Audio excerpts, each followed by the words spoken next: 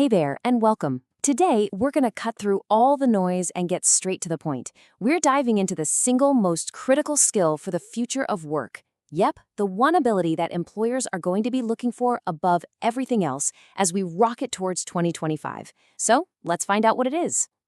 So let me just ask you straight up, with all the different skills out there, both technical and soft, which one do you think is the undisputed #1 for professionals right now? Just take a second. You got something in mind? Well, if you guessed analytical thinking, you absolutely nailed it. According to the World Economic Forum's huge Future of Jobs report, this is the one. And look, this isn't just some popular buzzword. It's been singled out as the most important cognitive skill you need to have in your toolkit. But you gotta wonder, why this skill? And why is it so important right now? Well, it's not just a passing trend. Its climb to the top is being driven by some really massive shifts in how we work and live.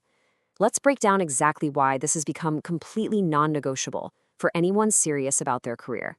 We're kind of caught in a perfect storm. On one side, we're all trying to figure out the complexities of AI and deal with all this economic uncertainty. And on the other side, companies are facing a massive 70% skills shortage in analytics. All of this while they're drowning in a flood of data that's growing by 40% every single year. Analytical thinking is basically the compass you need to navigate all of that. Okay, but let's be real, analytical thinking can sound like one of those vague corporate buzzwords, right? So what does it actually mean? What does it look like in practice? Let's tear it apart and see what it's really made of. At its very core, this is what we're talking about. It's not about just having a gut feeling or going with your intuition. No, it's a systematic process. It's about taking in a bunch of information, stripping away your own biases, looking at it objectively, and only then forming a logical, solid conclusion. So think of it like a mental toolkit, okay? First, you use critical evaluation to inspect your information. Then your brain starts to recognize patterns that maybe other people are missing. You apply logical reasoning to those patterns, and from there, you start actually solving the problem. And finally, you synthesize all of it into one clear, actionable idea. But here's the thing. Analytical thinking doesn't work in a vacuum. It needs fuel. And in our world, that fuel is data. Which brings us to its essential partner skill, data literacy. I mean, it's pretty simple. You can't analyze what you don't understand. To put it simply, data literacy is the new language of the workplace. It's not just about being able to read numbers on a spreadsheet. It's about really getting what they mean, interpreting their importance, and, this part's crucial, being able to communicate what you found to other people in a way that actually makes sense. And hey, if you're wondering just how much this matters, get this. A staggering 85% of all business decisions are now influenced by data. That's a huge shift. It means we're moving away from just making guesses and towards strategies based on real evidence. And that's happening in every single job, not just the techie ones. But here's where it gets interesting.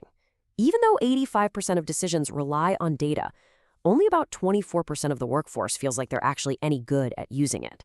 That leaves a massive 76% gap, which is honestly a huge opportunity for anyone who's willing to step up and learn. All right, so we've got analytical thinking over here and data literacy over there. Now let's see what happens when you put them together. This is where the magic really happens, and it completely changes how problems get solved. And the impact isn't just a feeling, it's totally measurable. Turns out, teams that are data literate don't just make smarter decisions, they make 30% fewer mistakes. Think about that. That's a massive drop in risk and wasted time and money, all because people can actually understand and analyze the information right in front of them. So what does this actually look like day to day? Well, let's imagine you're trying to grow a YouTube channel. First, you use your data literacy to pull all the right metrics from your dashboard. Then your analytical thinking kicks in. You start to see patterns, right? Like maybe the 80-20 rule applies and a few topics are driving almost all of your views. So you form a hypothesis. I bet people are clicking away because my intros are too long. And finally, you recommend an action, like making your intros shorter, all based on cold, hard evidence. See how that works? Okay, so this all sounds great in theory, but how do you actually get good at this stuff? It might feel a little intimidating, but trust me, there's a clear path forward. Let's map out an action plan you can literally start on today. One of the best ways to learn these days is visually. Especially for abstract things like data analysis, studies show that video courses can speed up your learning by 60%. Why? because they make these tricky ideas way more accessible through real-world examples you can actually see. And here are some absolutely fantastic places to start. If you're a complete beginner, check out the free course from FreeCodeCamp to get the basics down. For something more hands-on that isn't super technical, DataCamp has a great intro. To really sharpen that analytical mind, the course from Analytics Vidhya uses real scenarios. And hey, if you're looking for an official certification to put on your resume, the Big Data Framework has you covered. Seriously, there's something here for everyone. So let's just boil this all down, shall we? Takeaway number 1, analytical thinking is officially the top skill for 2025. 2, it can't do its job without its essential partner, data literacy. 3, when you put them together, you slash errors and seriously boost productivity. And maybe the most important takeaway, you can start learning this stuff right now. So I'll leave you with this one final thought to chew on. In a world that is completely driven by data, the question is pretty simple. Are you going to be a passenger, just along for the ride? Or are you going to be the driver? The choice is all yours. Thanks for tuning in.